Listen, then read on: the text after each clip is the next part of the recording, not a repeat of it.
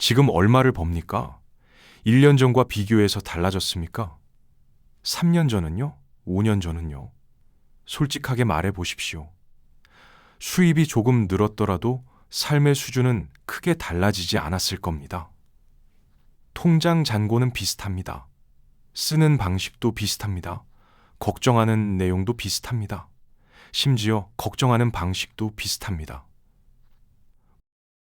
왜입니까? 노력이 부족해서가 아닙니다. 정보가 부족해서가 아닙니다. 지금 이 시대는 역사상 가장 많은 정보가 넘쳐나는 시대입니다. 유튜브만 켜면 성공 방법, 재테크 방법, 자기 개발 방법이 쏟아집니다. 이미 봤을 겁니다. 어느 정도 알고 있습니다. 그런데도 결과는 비슷합니다. 아는 것과 사는 것 사이에 거대한 간극이 있습니다. 그 간극을 설명해 주는 사람은 드뭅니다. 오늘은 그 간극의 정체를 이야기합니다. 한번 솔직하게 생각해 보십시오. 다이어트 방법을 알고 있습니까? 운동이 중요하다는 것을 알고 있습니까? 저축이 필요하다는 것을 알고 있습니까? 부정적인 생각이 해롭다는 것을 알고 있습니까? 알고 있습니다.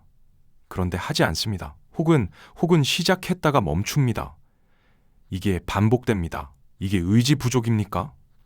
밥 프록터는 말합니다. 아니라고. 이게 패러다임입니다. 이 질문을 해보십시오. 매일 내리는 수백 가지의 선택들 중에서 의식적으로 내리는 선택은 몇 %입니까? 신경과학자들은 말합니다. 인간의 행동 중 약 95%는 무의식에서 나온다고.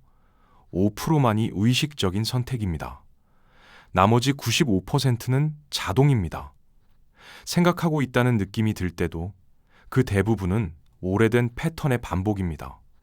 즉, 아무리 의지를 불태워도 우리의 행동 대부분은 우리가 모르는 곳에서 이미 결정되고 있다는 뜻입니다. 그 무의식을 지배하는 것이 있습니다. 밥 프록터는 그것을 패러다임이라고 불렀습니다. 그는 50년 넘게 이 하나의 개념을 연구했고 전 세계 수백만 명에게 가르쳤습니다. 그리고 말했습니다. 삶의 모든 결과는 패러다임이 만들었다고. 패러다임은 생각보다 훨씬 강합니다. 지식보다 강하고 의지보다 강하고 신념계획보다 강합니다. 그리고 그것이 지금 수입을, 관계를, 건강을, 삶 전체를 조용히 설계하고 있습니다. 오늘은 그 패러다임의 정체를 봅니다. 그리고 그것을 실제로 어떻게 바꾸는지까지 이야기합니다. 마인드셋이 중요하다는 말 많이 들었을 겁니다. 그런데 왜 중요한지, 구체적으로 어떻게 바꾸는지, 실제로 효과가 있는지 이것을 제대로 이야기해주는 사람은 드뭅니다. 오늘은 그걸 합니다. 끝까지 보십시오. 오늘이 다를 수 있습니다. 안녕하십니까? 마음설계연구소입니다. 이곳은 현실 변화를 다룹니다. 자기 개발, 의식의 전환, 삶의 선택에 관한 이야기들을 함께 나누고 생각하는 곳입니다. 좋은 말로 포장하거나 과장하지 않습니다. 설교하지도 않습니다. 다만 지금까지 생각하지 않았던 각도에서 이야기합니다. 같은 질문을 다른 시선으로 보면 다른 답이 보이기 시작합니다. 처음 보시는 분이라면 구독 한번 부탁드립니다. 시작합니다. 밥 프록터는 26세에 처음 나폴레온 힐의 책 생각하라 그리고 부자가 되어라를 읽었습니다. 그 당시 그는 빚더미에 앉아 있었고 학교도 제대로 마치지 못했으며 인생의 방향이 없었습니다. 그런데 그 책을 읽고 11개월 동안 매일 반복해서 읽었습니다. 같은 책을, 같은 문장을, 같은 개념을. 그리고 1년이 지나자 수입이 급격히 늘었습니다. 그는 자신에게 물었습니다. 나는 뭘 한 것인가? 내 삶이 왜 바뀐 것인가? 그 질문이 50년의 연구를 시작하게 했습니다. 그리고 그가 내린 결론이 패러다임이었습니다. 패러다임이 무엇입니까? 세상을 해석하는 렌즈입니다. 가능하다고 믿는 것과 불가능하다고 믿는 것의 경계선입니다. 의식하지 않아도 자동으로 작동하는 삶의 기본 설정값입니다. 컴퓨터로 비유하면 운영체제입니다. 어떤 프로그램을 설치해도 OS가 지원하지 않으면 작동하지 않습니다. 아무리 좋은 목표를 세워도 패러다임이 그것을 지원하지 않으면 작동하지 않습니다. 패러다임은 다음과 같은 것들을 결정합니다. 어떤 기회를 보고 어떤 기회를 보지 못하는지, 위기가 왔을 때 어떤 방식으로 반응하는지, 얼마를 벌 수 있다고 생각하는지, 새로운 아이디어에 설레는지 아니면 두려워하는지, 칭찬을 받았을 때 기쁜지 아니면 불편한지, 사람들 앞에 설 때 자신감이 있는지 아니면 움츠러드는지, 이 모든 것이 패러다임의 산물입니다. 그리고 이 패러다임의 대부분은 7세 이전에 설치됩니다. 7세 이전의 아이는 비판적 사고 능력이 없습니다. 보고 듣는 것을 그대로 흡수합니다. 필터 없이, 판단 없이, 마치 스펀지처럼 그 시기에 주변에서 반복적으로 들은 말들, 반복적으로 목격한 장면들이 고스란히 무의식 속에 저장됩니다. 사실로 저장됩니다. 의심 없이. 돈은 어렵게 버는 거야. 우리 집은 원래 이래. 저 사람들은 운이 좋은 거야. 네가 뭘 안다고. 꿈 같은 소리 하지 마. 능력이 있어야 성공하는 거야. 돈 많은 사람들 봐봐 다 이상해. 이 말들이 수십 번, 수백 번 반복됩니다. 아이의 무의식에 사실로 박힙니다. 진실로 박힙니다. 그리고 그 아이가 어른이 됩니다. 새로운 기회를 접합니다. 설레는 마음이 0.1초 반짝입니다. 그리고 무언가가 속삭입니다. 그게 될 것 같아. 나 같은 사람이 어떻게? 실패하면 어떻게? 지금 상황에서 무슨 연료야? 이것이 의지 부족입니까? 아닙니다. 패러다임이 작동한 겁니다. 밥 프록터는 말했습니다. 사람들은 왜 변하지 못하는가? 변하고 싶지 않아서가 아니다. 변화를 방해하는 패러다임의 존재를 모르기 때문이다. 우리는 학교에서 수학을 배웠습니다. 영어를 배웠습니다. 역사를 배웠습니다. 그런데 우리 자신의 무의식이 어떻게 작동하는지, 우리의 생각에 현실을 만드는지, 패러다임이 무엇이고 어떻게 바꾸는지는 배운 적이 없습니다. 그래서 대부분의 사람들은 평생 자신을 모르는 채로, 자신의 설정값을 모른 채로 그 설정값대로 살아갑니다. 알았든 몰랐든 이 패러다임은 지금 이 순간에도 작동하고 있습니다. 오늘을, 내일을, 삶 전체를 조용히 설계하고 있습니다. 그리고 그 설계도를 아직 제대로 본 적이 없습니다. 한 가지 장면을 생각해 보십시오. 같은 회사, 같은 부서에 두 사람이 있습니다. 같은 월급을 받습니다. 같은 정보를 접합니다. 그런데 5년 후, 한 사람은 회사를 나와 자기 사업을 시작했고, 한 사람은 같은 자리에 있습니다. 무슨 차이입니까? 능력 차이입니까? 운 차이입니까? 아닙니다. 패러다임의 차이입니다. 한 사람의 패러다임은 나는 언젠가 내 일을 할 수 있는 사람이었습니다. 그래서 그 기회가 보였습니다. 두렵더라도 발을 내딛었습니다. 다른 사람의 패러다임은 그건 특별한 사람들이나 하는 거리였습니다. 그래서 같은 기회가 눈앞에 있어도 자신과 무관한 것으로 처리됐습니다. 이것이 패러다임이 보이지 않게 작동하는 방식입니다. 패러다임이 어떻게 현실을 만드는지 세 가지 메커니즘으로 구체적으로 봅니다. 첫 번째 메커니즘. 패러다임은 보이는 것을 결정합니다. 뇌는 초당 약 4천만 비트의 정보를 처리합니다. 그러나 의식이 인식하는 것은 고작 40비트 정도입니다. 나머지는 걸러집니다. 무엇이 그 필터를 작동시킵니까? 패러다임입니다. 나는 이런 기회를 잡을 수 있는 사람이라는 패러다임이 있는 사람은 그 기회가 보입니다. 나는 그런 사람이 아니야 라는 패러다임이 있는 사람은 같은 자리에 서 있어도 그 기회가 눈에 들어오지 않습니다. 마치 존재하지 않는 것처럼. 기회가 없는 게 아닙니다. 보지 못하는 겁니다.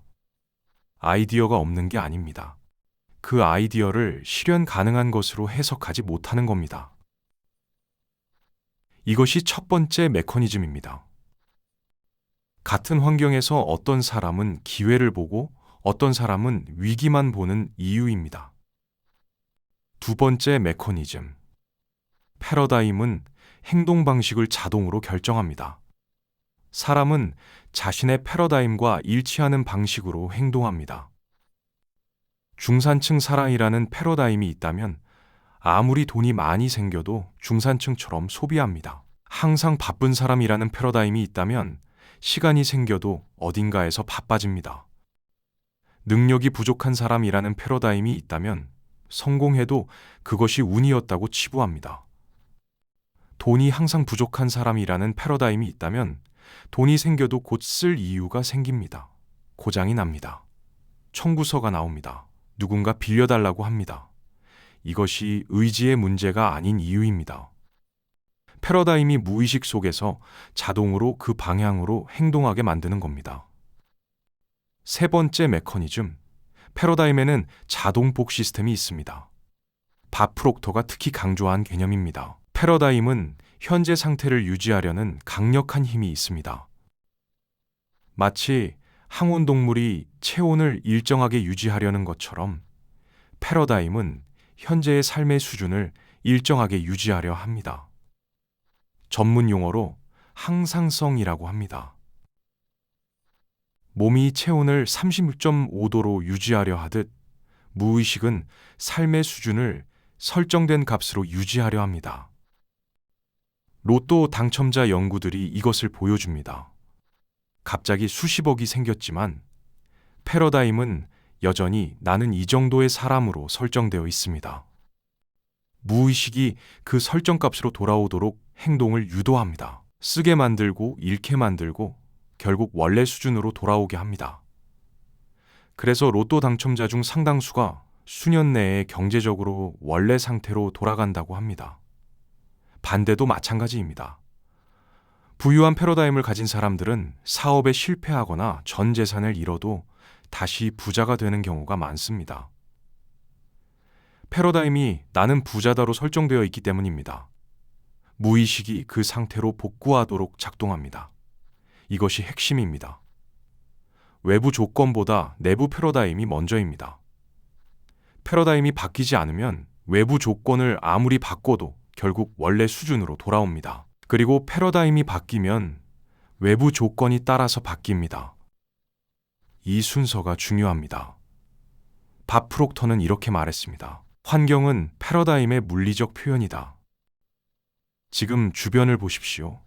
집, 차, 다니는 곳, 어울리는 사람들. 이 모든 것이 패러다임이 만들어낸 결과물입니다. 그래서 환경을 바꾸기 전에 패러다임을 먼저 바꿔야 합니다. 그렇다면 패러다임은 어떻게 바꿉니까? 밥 프록터는 두 가지 방법이 있다고 했습니다. 강렬한 감정적 충격 또는 반복. 강렬한 감정적 충격이란 삶이 완전히 뒤집히는 경험입니다. 큰 상실, 극적인 성공, 삶을 바꾼 만남. 이런 사건들은 단 한 번에 오래된 패러다임을 흔들 수 있습니다. 하지만 이것은 선택하거나 기다릴 수 없습니다. 그래서 우리가 선택할 수 있는 것은 반복입니다. 방법 첫 번째, 자신의 패러다임을 먼저 인식하는 것입니다.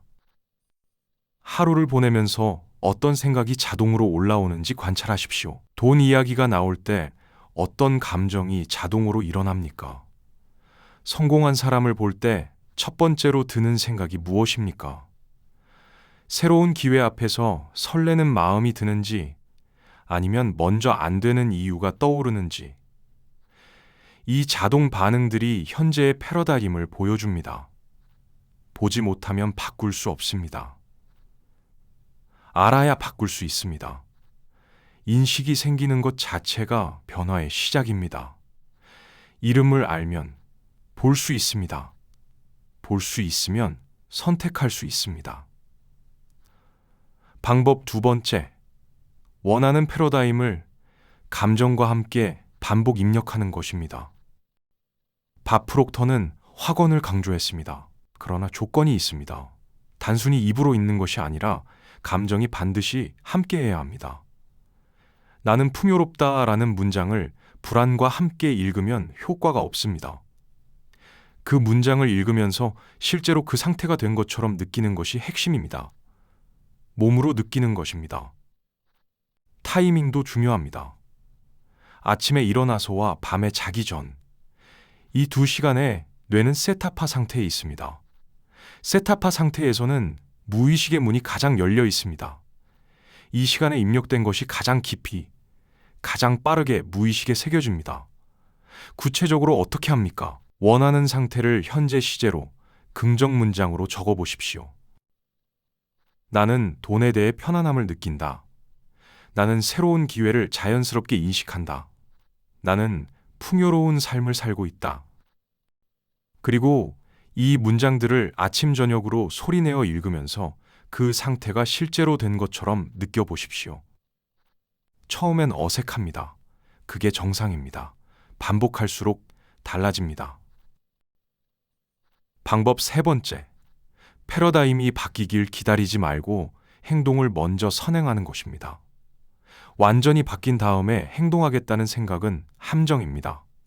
패러다임은 행동과 함께 바뀝니다. 두렵더라도 한 걸음 내디디면 그 경험이 새로운 증거가 됩니다.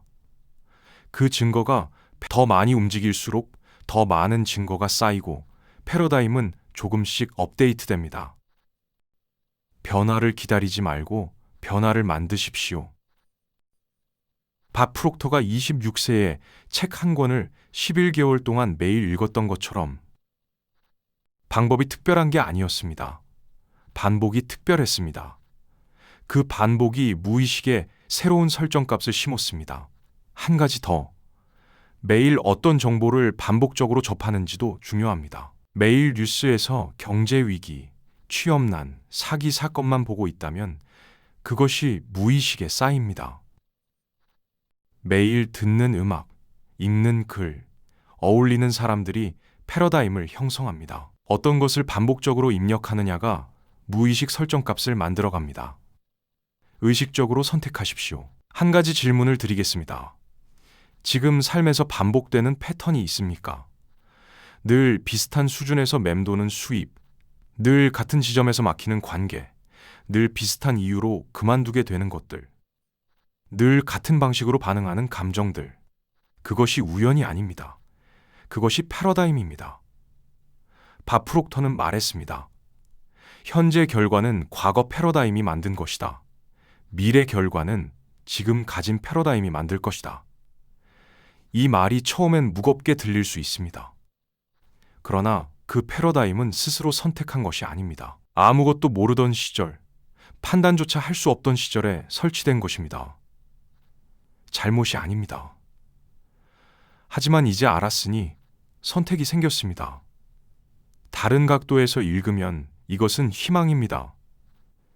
결과가 패러다임에서 나온다면 패러다임이 바뀌면 결과도 바뀐다는 뜻입니다.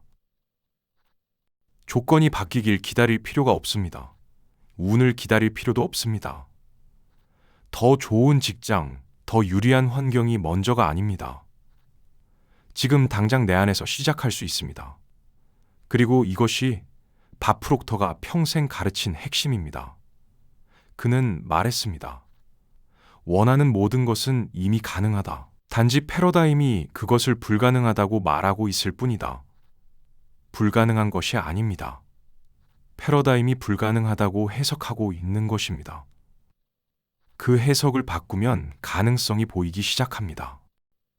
마인드셋이 중요하다는 말을 흘려들은 적이 있습니까? 그래, 맞는 말인데 실제로는 하면서 넘어간 적이 있습니까? 그것도 패러다임입니다. 마인드셋 같은 건 현실에서 안 통해라는 패러다임. 그 패러다임이 변화를 시도하기도 전에 포기하게 만들고 있는 겁니다. 마인드셋의 변화는 깨달음이 아닙니다. 결심도 아닙니다. 반복입니다. 구체적이고 일관되고 감정이 담긴 반복입니다. 한 번 읽고 고개를 끄덕이는 것은 의식의 변화입니다. 그러나 의식의 변화만으로는 패러다임이 바뀌지 않습니다. 패러다임은 무의식에 있습니다. 그리고 무의식은 반복에 의해서만 바뀝니다. 한 번 감동받는 것으로는 부족합니다. 반복해야 합니다. 그 반복이 축적될 때 변화는 조용히, 그러나 확실하게 일어납니다. 오늘 이 영상을 한번 보는 것은 시작일 뿐입니다. 오늘 여기서 무언가가 와닿았다면 그 느낌을 붙잡으십시오. 그리고 반복하십시오. 다시 보고, 메모하고, 말로 해보고, 글로 써보십시오. 패러다임은 수십 년에 걸쳐 형성됐습니다. 하루 만에 바뀌지 않습니다. 그러나 한 달, 세 달, 6달의 의식적인 반복은 반드시 무언가를 바꿉니다. 처음에는 변화가 느껴지지 않습니다. 그것이 정상입니다. 무의식은 새로운 입력을 쉽게 받아들이지 않습니다. 저항합니다. 하지만 계속 반복하면 어느 순간 무언가가 달라집니다. 같은 상황인데 반응이 달라집니다. 예전에는 두려웠던 것이 이제는 가능성으로 보입니다. 예전에는 보이지 않던 것이 보이기 시작합니다. 이것이 패러다임이 바뀌는 신호입니다. 그리고 그 신호가 오면 삶이 달라지기 시작합니다. 조금씩, 천천히, 하지만 확실하게. 안에는 이미 가능성이 있습니다. 단지 그것을 막고 있는 패러다임이 있을 뿐입니다. 그리고 이제 그것의 이름을 알았습니다. 이름을 알면 볼 수 있습니다. 볼 수 있으면 바꿀 수 있습니다. 바꾸기 시작하면 삶이 달라집니다. 오늘 가져가야 할 것은 딱 하나입니다. 내 삶의 결과는 외부 조건이 아니라 내 패러다임이 만들었다. 이 하나의 인식이 모든 것의 시작입니다. 이제 바꿀 방법도 알았습니다. 더 이상 방법이 없어서 못하는 게 아닙니다. 시작하느냐 마느냐의 선택만 남았습니다. 다음 10년은 지금 이 선택에서 시작됩니다. 오늘은 여기까지입니다. 오늘 영상이 닿았다면 좋아요 한번 부탁드립니다. 구독은 새로운 방법들을 놓치지 않게 할 것입니다. 이 이야기가 필요한 사람에게 닿을 수 있도록 도와줍니다. 댓글에 하나만 적어주세요. 오늘 가장 와닿은 문장 또는 지금 바꾸고 싶은 패러다임 하나. 여기는 마음설계 연구소입니다. 감사합니다.